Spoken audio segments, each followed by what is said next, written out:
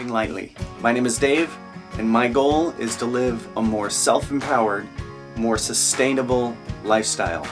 Part of that is getting off grid, not being a slave to the bills, not having to worry about if my electricity is going to get shut off or not, and to just be empowered to produce my own electricity. So we're going to be exploring my solar setup. I am not an electrician. I am not an expert on electricity.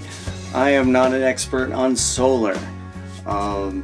This is just things I've researched, talked to people about.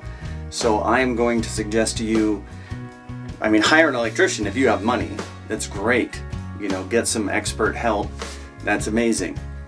If you can't afford that and you're DIY, then take everything very slow. Think everything through. Use a lot of common sense. This is electricity. There are shock hazards. It is a low voltage system, so that helps, but it's still dangerous. And you're messing with wires and electricity, solar panels, you'll do damage to yourself. So be very, very careful. All right, let's check it out. First thing we'll do, I'm going to show you the roof, and I have 4 panels up there. It's a very simple setup. I am not entirely off grid. This is just taking care of a part of my appliances, all my lights and all my smaller appliances, charging my phones and my headphones and flashlights and running small fans, things like that. Shaving down my electrical bill. The rest is up to me. I have to reduce my use of those large appliances. All right, we'll explore that too down the road, but for today, this is the battery room. Let's go take a look at the roof. All right, here we are up on the roof, and if I don't drop this camera and it falls down the side of the house, should be a good tour. I have 4 panels, 1, 2, 3, 4, all tied together by pieces of shed. So I repurposed an old shed and tied them together. I have 4 100-watt panels. So theoretically there's 400 watts, but it's never 400. It's always maybe half of whatever the manufacturer says. So we'll get under there and get a closer look. Okay, here we go. So I have 4 panels. Got off of Amazon, and you figure you want to know price. Figure about $1 a watt. That's what I've been finding. So if you get a 100-watt panel, it's probably $100. You can get nicer panels, bigger panels, more money. Smaller panels, less money. But if you're paying more than $1 a watt, keep shopping. All right, first thing you want to find on a panel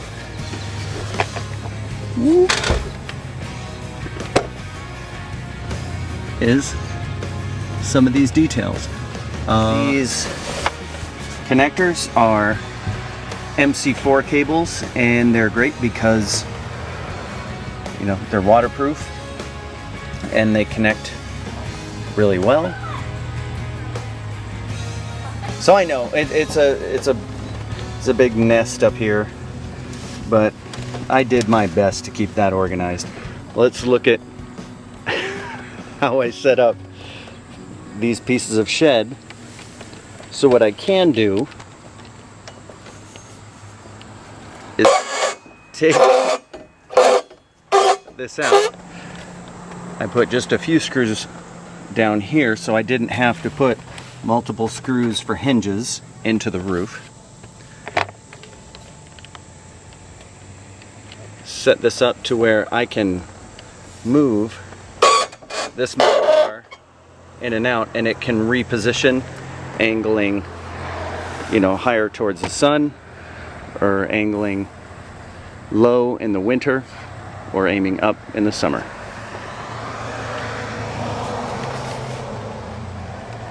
I supported them all together.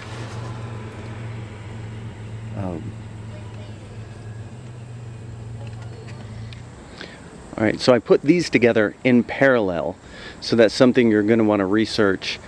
There's putting panels and batteries together in parallel, or there's putting them together in series. I put them in parallel, so that is, you know, positive to negative. Oh, it's negative to negative, positive to positive. And what that does is maintains the volts. These are 12 volt panels. I wanted to keep them 12 volt. I wanted to increase the amps and keep the voltage the same. So I was able to get these online. So I was able to connect, you know, all the negatives together and all the positives together, and then run that line into a place in the roof where I can get access to it on the inside. All right, we're back. And right here, the panels are directly over my head, about 8 feet. I want the shortest distance for electricity to travel as possible. This is DC electricity, not AC, not what we're used to in our appliances.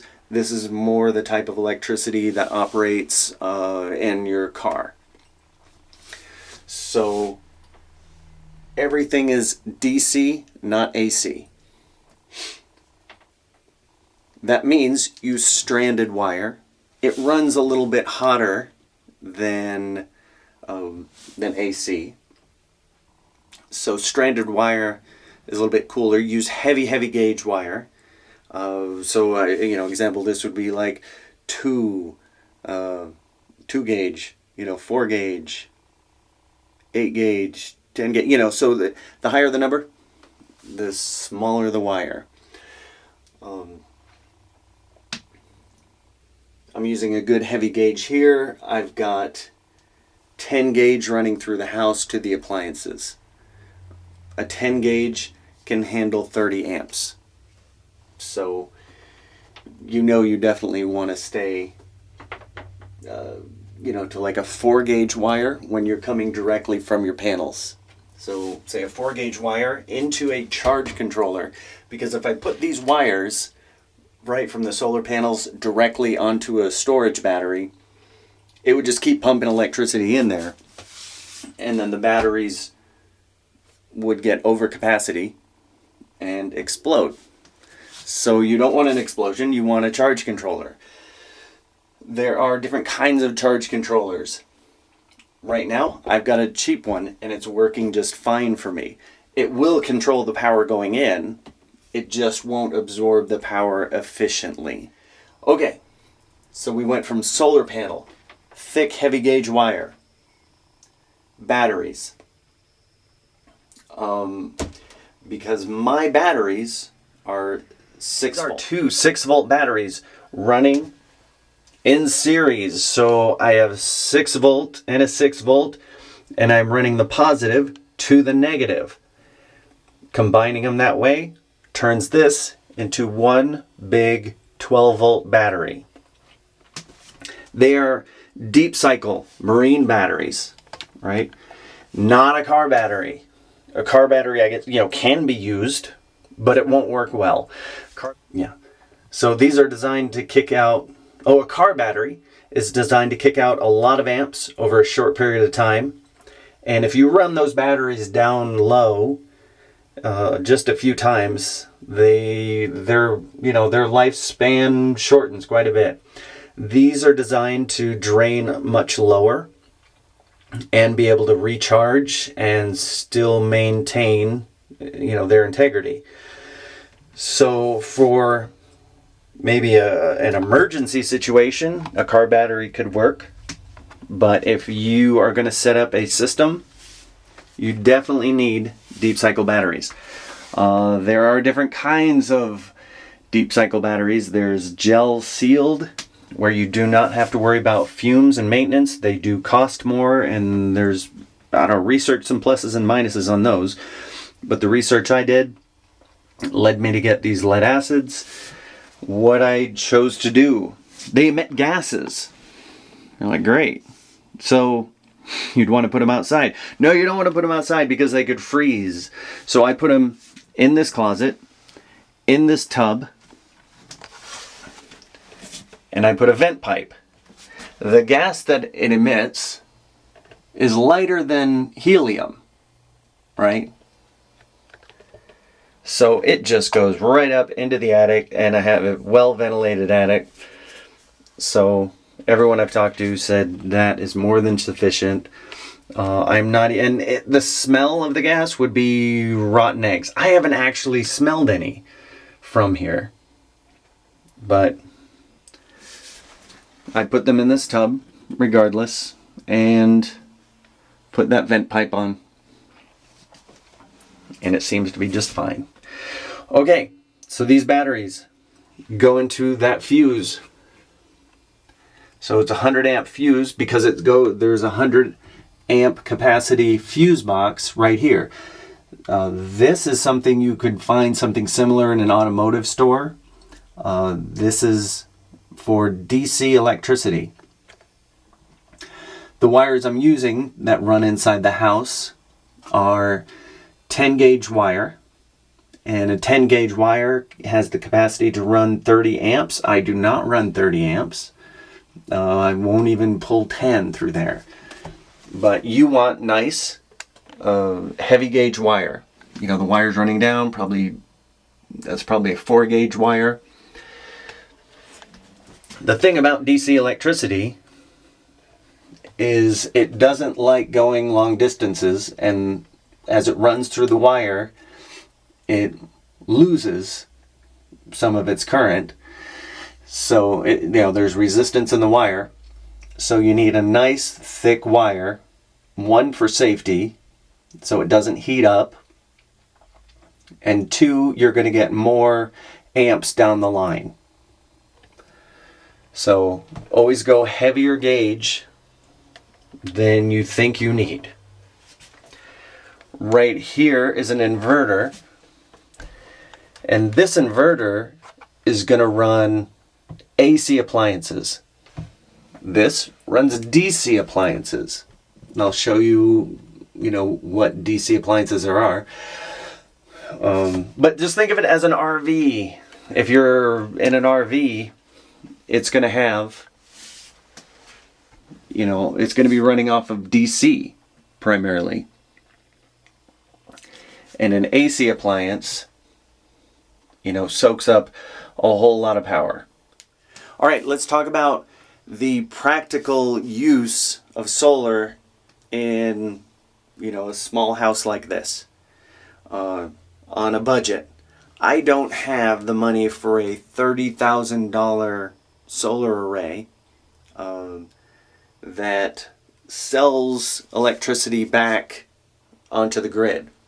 What I've chose to do in my situation is go to an off-grid system. There's on-grid systems and off-grid systems. On-grid means it is connected to the grid, and you take in electricity from the panels. You don't send them to the batteries. You send it to the grid, and then you draw from the grid for your own power. My lifestyle, my choices, I prefer to be off-grid, disconnected from all of that. And I don't know that the electric company will always purchase electricity back. And then you run into things like everything has to be done by a licensed professional, which is great if you can afford one. So you end up running into it like $30,000, $40,000, $50,000, up to $100,000. I've heard quotes of $100,000 systems. My system is like $2,000, and it runs part of my house, shaves down my electric bill, and I have the satisfaction of knowing in an emergency my house it will be fine and I can continue functioning normally. So I use batteries. That is an off-grid system. Batteries are DC electricity. That would be like an RV or a car. This is the type of power that runs in your car. So it either needs to be converted by an inverter to AC to run things like, you know, your TV, refrigerator, computers, and all your normal appliances. The inverter takes half of your power. This runs, you know, you have it on all night, and it'll just run and just soak up power, right? In an emergency, I'm okay with that. What I do in an emergency, if we have a power out, so I'll have this power cord, plug it in, and it runs through the wall into the other room to where I have outlets. I can run my refrigerator or whatever I need. I can't afford to have this on all day, all the time. Soaks up all the power, drains the batteries out. I don't have enough panels. I don't have enough batteries for that. So what I do is try and think of my house like an RV and think small. This fuse box will run through the house, and let me show you what it does. Out of the wall here, runs through the house. I know I still got to cover more wires. I have these strategically placed throughout the house. Switches. Yeah.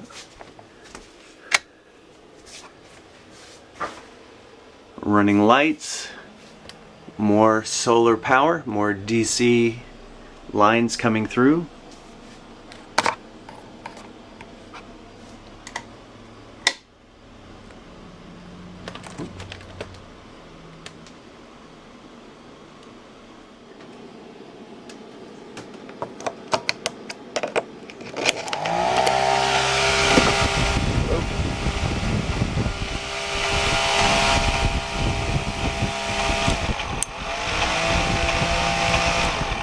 So that runs just fine. Charge my headphones, my flashlight in an emergency. I have another inverter right here that's ready to plug in. You know, and I can power up my laptop or, you know, some basic appliances in that. And this, I'm excited to show you. This is a DC light bulb. So it runs off 12 volts. It is, if I put this in a normal light socket with normal household electricity, it would pop and be dead. So, but I have these 12 volt lines running DC into normal lamps and normal sockets, and it runs those light bulbs. 2 of those light bulbs can light a room just fine. You know, maybe 3 if you want it really well lit. So in a couple rooms I have 3, I have 2. And it's been lighting up this room just fine.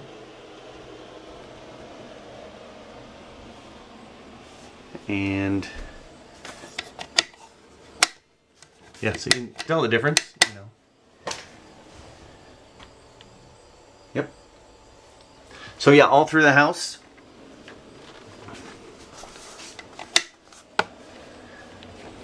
I'll have these light bulbs. I have 13 of them on. I could run the whole house all day long, all night long, and not stress the batteries out. So I'm lighting the whole house without any stress whatsoever on the batteries. Okay, and in the bathroom, I have power source, light, switch. Everything's pretty normal, except it's surface wiring. Comes right in here, phone charger, wall extension, on switch, and exhaust fan. That does not put any stress on the battery at all, it seems. So that was intended for a vent on a car. So I got it at like AutoZone for $10, $12. Yeah, so for me and my system, I'm finding, you know, if I just let go of the AC and keep it as an emergency system and run everything on DC and get very creative about the appliances I use that are higher capacity, that's been the formula for success here. One way to put it is if it has heating coils, it really isn't for solar unless you want to get a very, very big system. With more power to you. If you can get that, that's awesome. I cannot afford a giant system, but I can build onto this slowly. So, you know, I could always grow, but I am going to try to reduce my electrical use and increase my DC uses. So that's the plan. That's the plan. And it's working just fantastic. All right, thank you for touring my solar setup. And if you wanted to build something like this, you know, take your time. This is a year or more in the making. So it doesn't happen overnight. It's just piece by piece, step by step, going the right direction. You can make it happen. All right, so continue living lightly, because we were born for a purpose, not just to pay bills. And so dig deep, find that purpose. If you are not subscribed, please subscribe. Let me know you're out there.